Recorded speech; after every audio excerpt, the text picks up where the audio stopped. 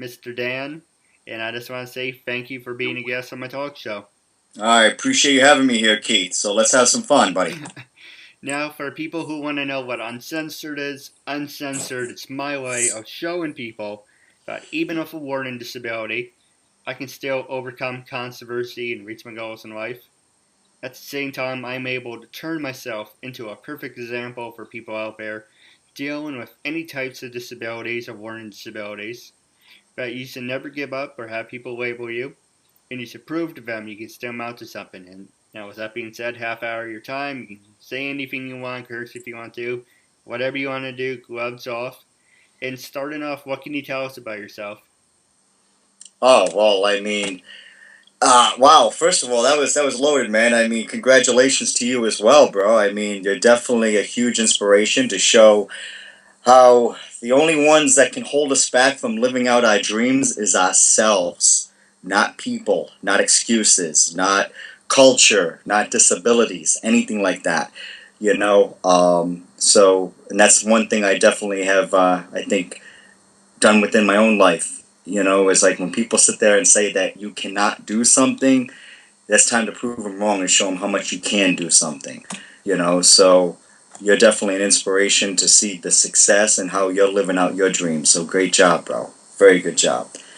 Um, no, I mean, let's hit this thing right off the back. I mean, basically, like we led in and we already started talking and everything. I mean, hell, there's a saying like what the world is our platter, and I think all of us at times in our lives have sat back and said, I want to do this, I wish I could do that, and I want to experience this. And at a very young age, that's one thing I did. I said, you know what, I want to be a wrestler, and I want to do acting. I want to travel the world. I want to go to work on an airplane. Not go to work via an airplane, Yeah. and all these different things. I want to show people that just because of the fact I happen to be a little person, a dwarf, a midget, somebody who's 4'2", somebody who's shorter than the average person, that I can still be able to accomplish my dreams and my goals. No, you brought up, you're a small person. Well, but no disrespect by that. I don't mean to come off like a dick. But No. the truth is, you're a walking, talking inspiration. A lot of people say that to me. I'm a walking, talking inspiration. But this is not about me. This is about you. And I just want to say thank you because you are a walking, talking inspiration. And has people ever come up to you and say that you really are an inspiration, or what can you tell us about how hard your life was? Oh, let me tell you. I don't want to sit there and paint like any type of bad picture or anything like that. As far as my life, as well, I know you actually asked a couple of really powerful questions there. The first thing, yes, I've actually been very blessed to have people come up to me as far as in support and to tell me how I've been an inspiration to them or how I've been an inspiration for their son or their daughter. Um, and that means a lot. It really does. Because here's the thing: at the end of the day, I am no different, just like you're no different from anybody else. God's made us all unique with our own unique differences, which makes this world that we live in a great place. Because if we were all carbon copies of each other, this place would be really, really boring. What defines us, though, is the people that we've become.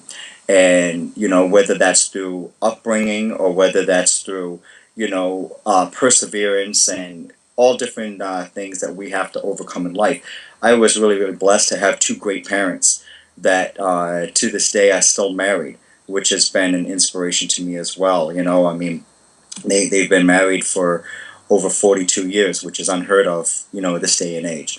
And with that, my mom happens to be, a little person as well. My dad was average size, but they never held anything back from me. They never isolated me. They never kept me from being in public schools or doing what everybody else always did, which I appreciate that a lot. Anytime I came home and wanted to try something new, which I think at certain times in my life probably was almost on a weekly basis, maybe even a daily basis.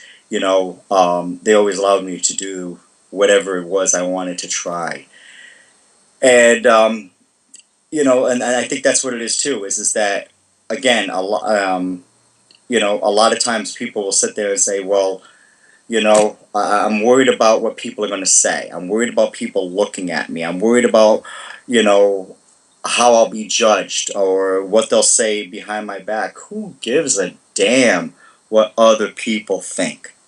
And that's really what it comes down to. Don't live your life based upon what the suspicions or the expectations could possibly be of other people. Live your life for yourself.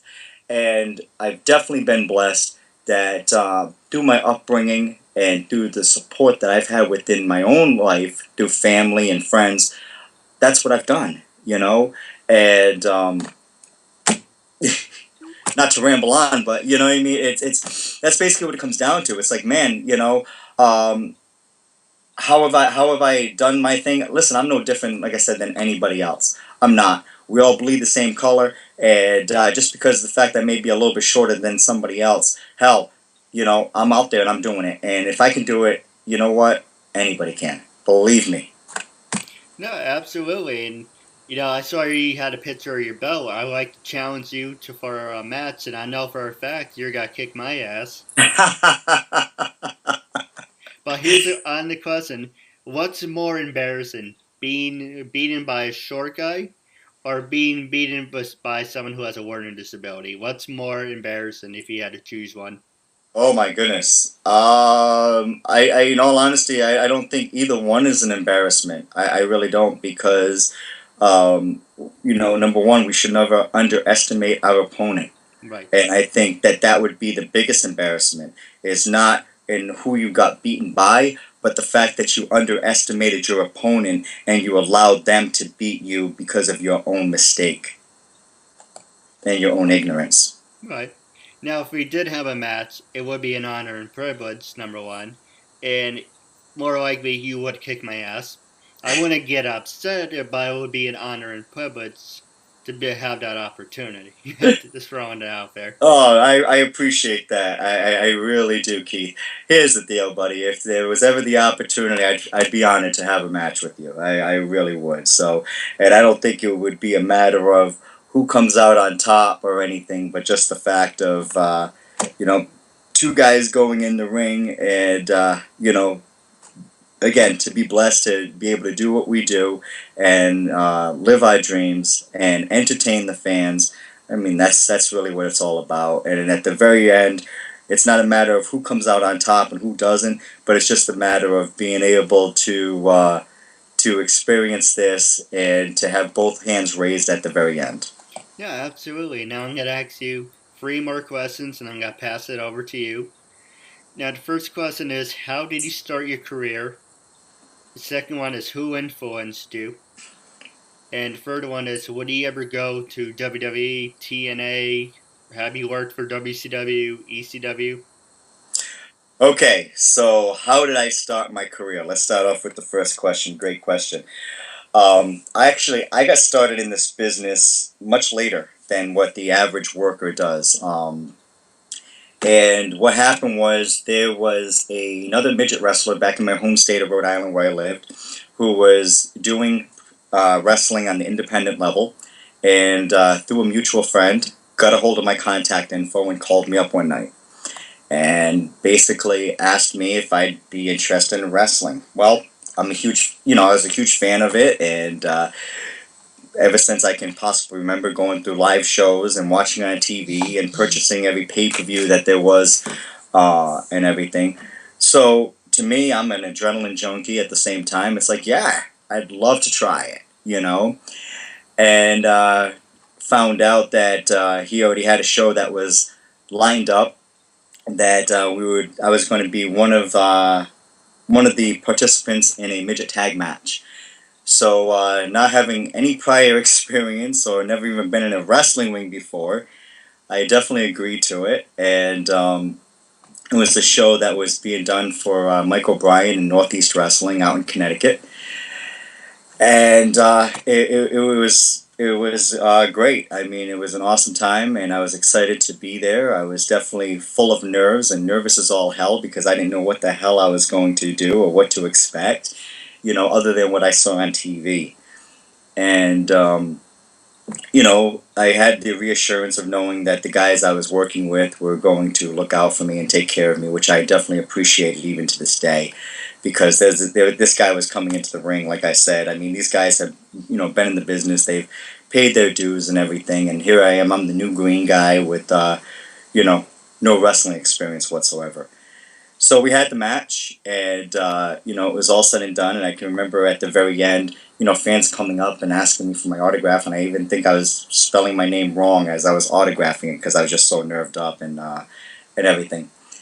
But had a great time, and thanked the promoter and everybody that for having me there that night.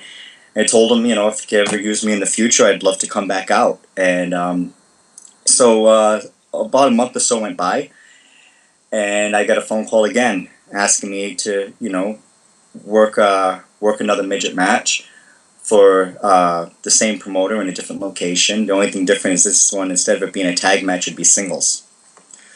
I wasn't nervous enough the first time. Now all of a sudden, we're going from, a tag match. You have other people to cover up your flaws and your mistakes, and me being green and everything like that. To now all of a sudden the spotlight's solely on me and the guy I'm working with.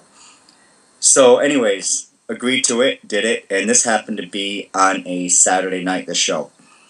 Went home the following night about 10:30 at night. My phone rings, and it's WWF at that time, and they were calling me to see if I want to do a segment the following night on Monday Night Raw out in New Jersey. And once I realized that this was legit and it wasn't just somebody pulling a prank or a joke on me, I said yes.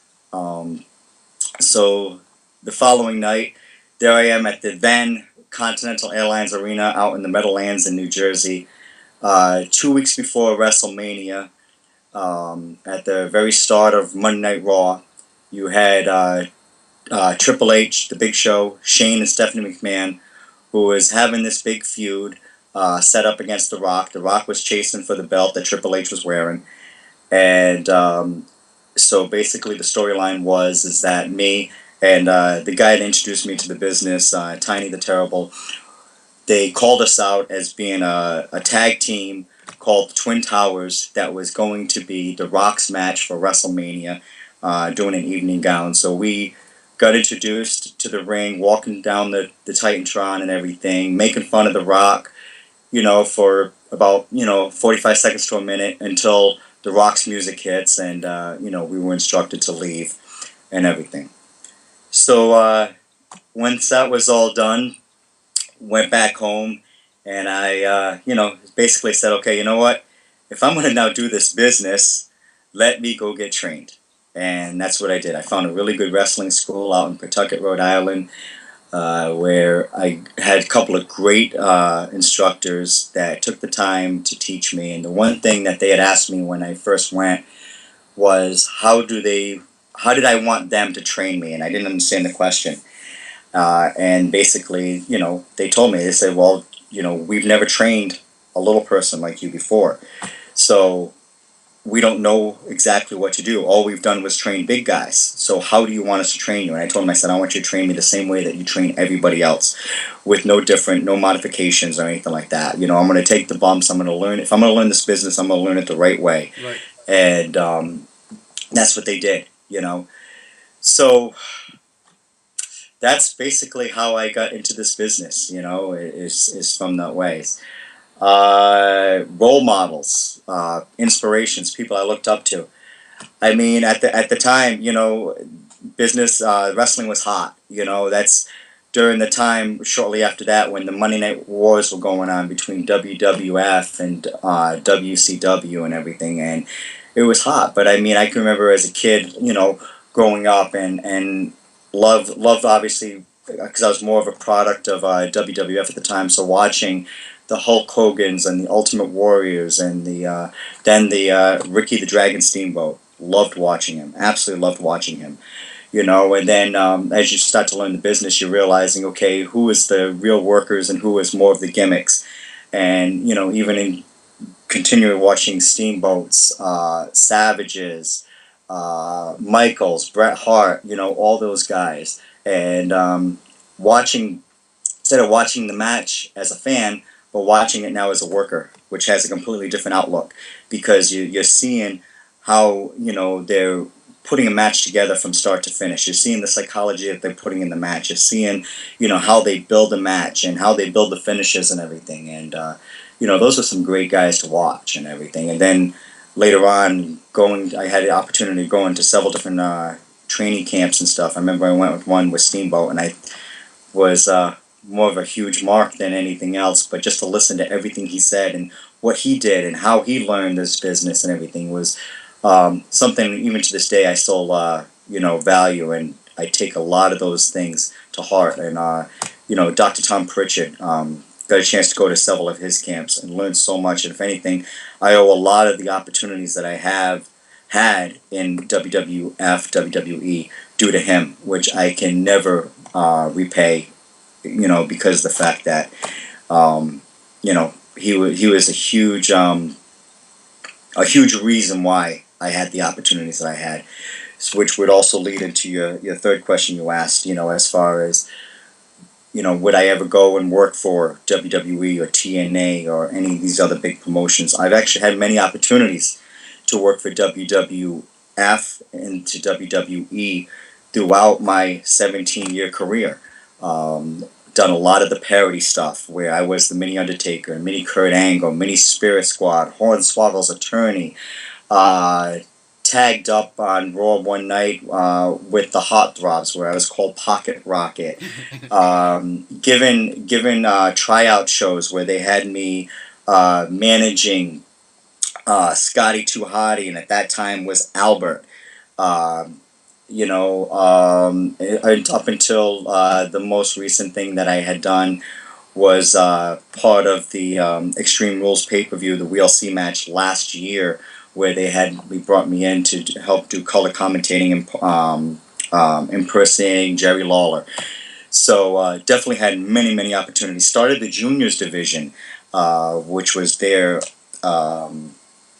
marketing of a midget division, but trying to be more politically correct, did that, and I had the inaugural match for that right there on SmackDown.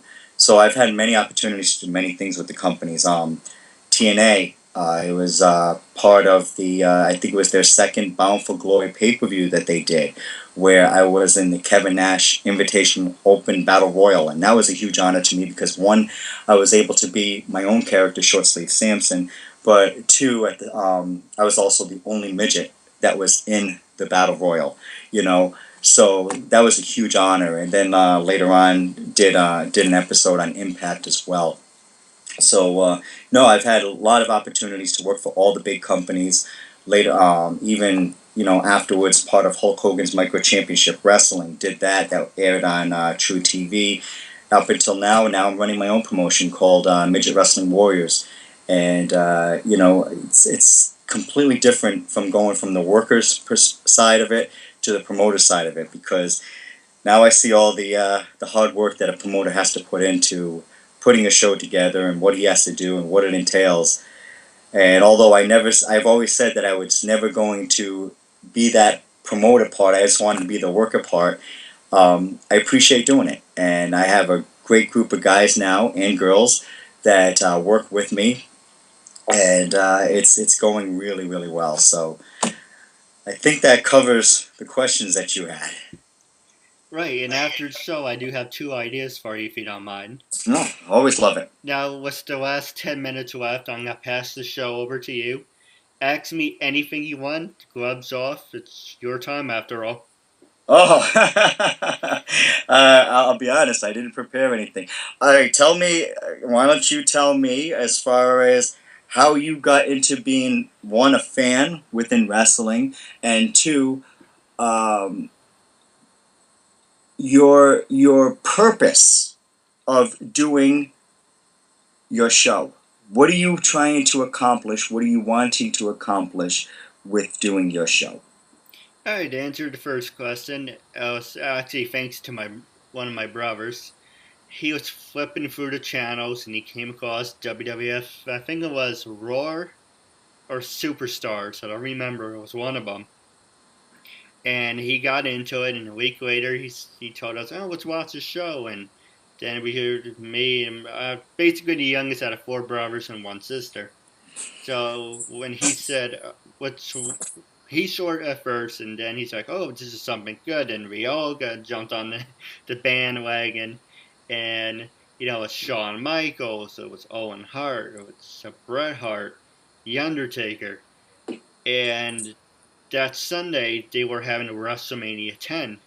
Mm. And so WrestleMania 10 was the first time we actually saw a live event on the TV.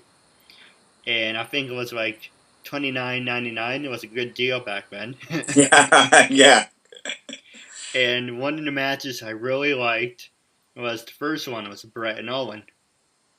And then the main event I liked, but everyone likes the ladder match. Hall and Michaels, and that was really great. First time on the pay-per-view.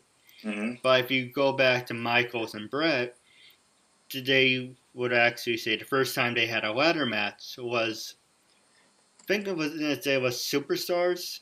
It was Bret and Michaels were the Intercontinental. Mm-hmm. That was actually the first time they had it in. Then and I guess they want to make it more special and they say, oh well, now it's got to happen the first time on pay per view, and it's true. It was the first time for the WWF to have a ladder match on pay per view that I know of at the time. It was Michaels and Hall. And I got the chance to meet Bret Hart. Funny story about that is actually I can show you. I lost my autograph, but my friend had it, and he said I'm not really a big fan of him. My mother gave me this, and so I was like, okay, you don't want it? I'm gonna take it.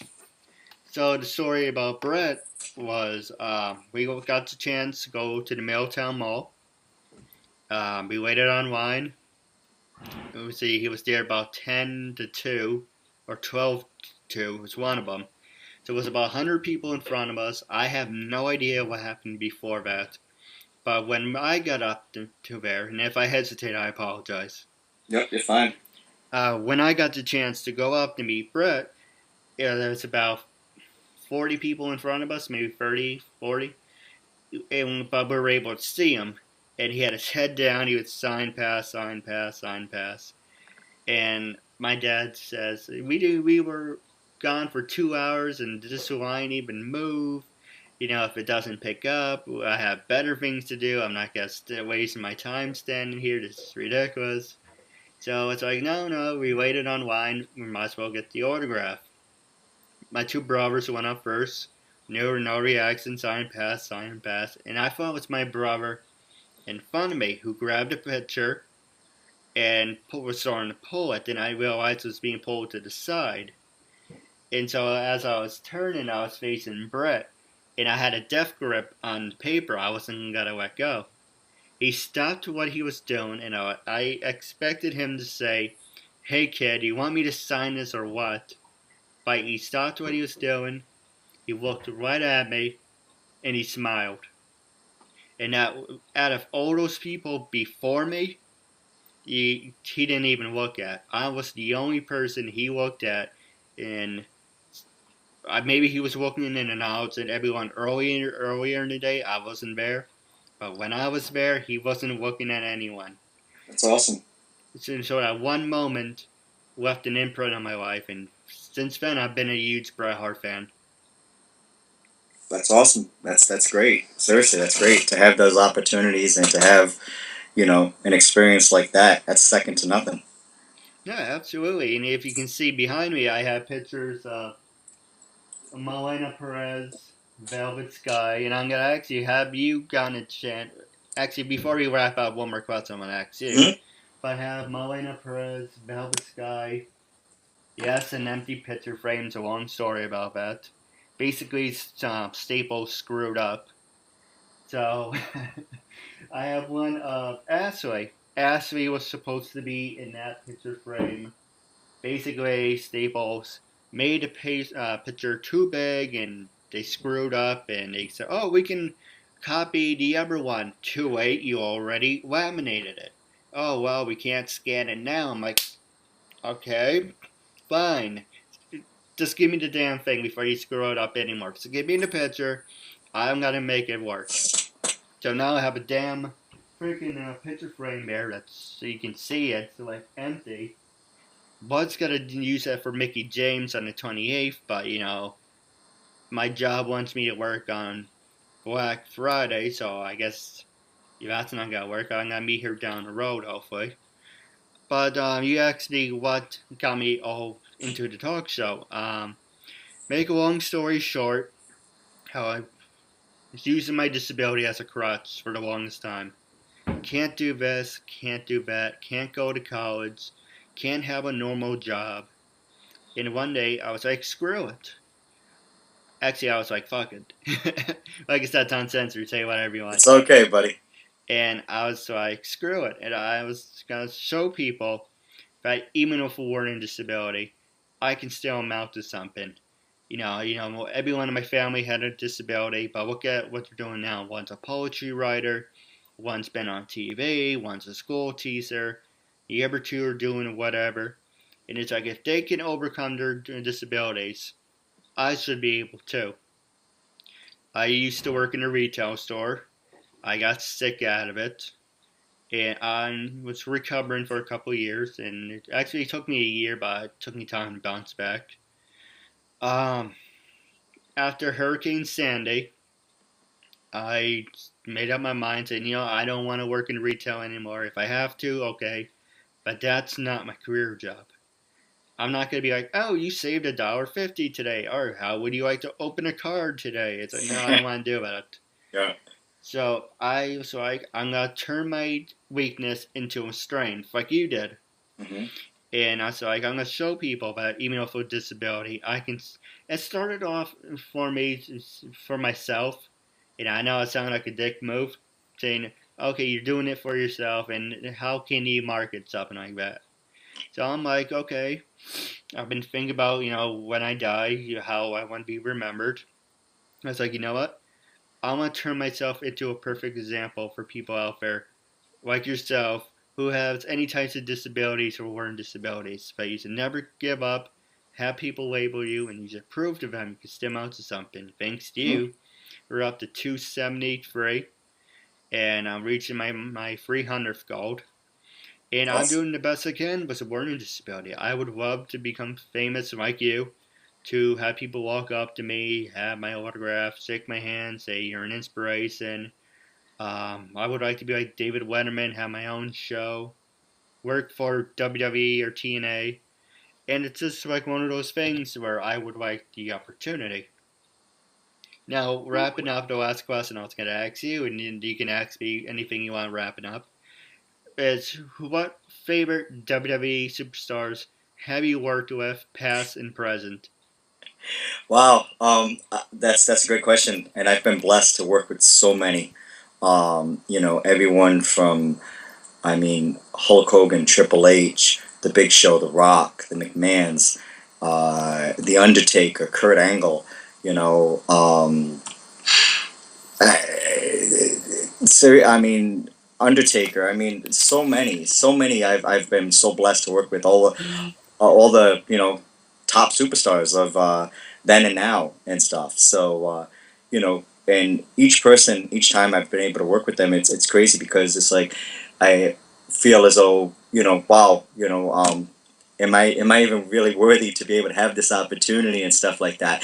But at the end of the day, it's not whether or not we're worthy of being able to do it, but that we're given an opportunity and just to do it, to have fun doing it, and to live those dreams, to live those those lifetime goals that we set for ourselves and everything like that. So yeah. Yeah, absolutely. Now, the reason I pointed out the pictures behind me is those pictures. I should have asked Velvet at the time, but I hesitated. Each of those pictures are I asked them. would they mind putting a personal message on there? That's why I got it framed. I have the small ones, but I also wanted to blow it up so I can show them off. Melena and Assy will give me a personal message. So if that's Velvet, I can ask her next time.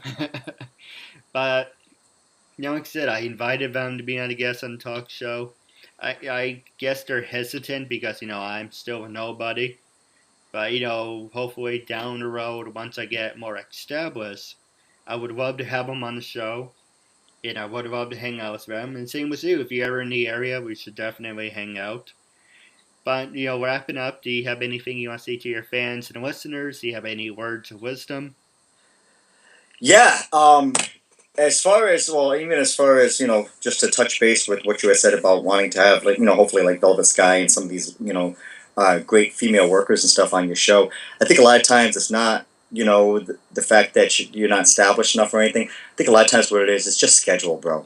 I mean, so many of these workers, guys and girls, it just takes so much of your life out, and you're on the road, and even when you're not on the road, then it's like you're trying to catch up on life and everything. And I mean, I'm fortunate and blessed to be able to have this time right now to be able to sit down and talk with you and everything. But I know there's so many times that I've had so many requests and everything, and I'd love to be able to meet them all, but sometimes you just can't. It's just physically impossible. So never second guess yourself in something like that. I'm sure all of these ladies and everything and people that you've asked would love to do it, but again, sometimes just time schedules and time constraints, you just can't do them all. you know um, so don't look at that as being a negative. Definitely don't look at that as being a negative. Especially, I know somebody like Velvet Sky. She's got a heart of gold, and I know her personally. Inside the ring as well as outside the ring, and she would give anything and everything she possibly could, especially to help anybody out. So okay, so keep your chin up with that. As far as wrapping this whole thing up, again, let's end it the way we started it. Here's the deal, man. I'm just like everybody else, just like you are, and at the end of the day, basically the only people that we are accountable to is ourselves, what we do in life. At the end of the night, are we going to be happy with the choices that we made for the day? Are we going to be happy with the choices that we've made in the past? Are we going to be happy with the choices that we're planning on making for our future? It's not based upon what other people think. It's not based upon what other people say we can and cannot do. It's based upon taking an opportunity that we have and maximizing it to the fullest. To be able to say, you know what, I did it. The one thing that I even tell a lot of kids and everything is, again, the only person that can stop us from having our dreams come true is ourselves. That's it. Nobody else can. Nobody else can sit there and dictate our lives for us but ourselves. So that would be the message that I would want to be able to continually and, repetitiously basically promote and to say is that the only person that can prevent us from living our dreams is ourselves. You know, so I'm proud of what you're doing. Keep doing what you're doing, man, because guess what? You are an inspiration to myself and to anybody else. Don't sit there and say I have a learning disability, because of the fact that it's not about that. It's about you going out and doing your thing, man, and you're doing it. You're doing an awesome job, so keep making it real. Seriously.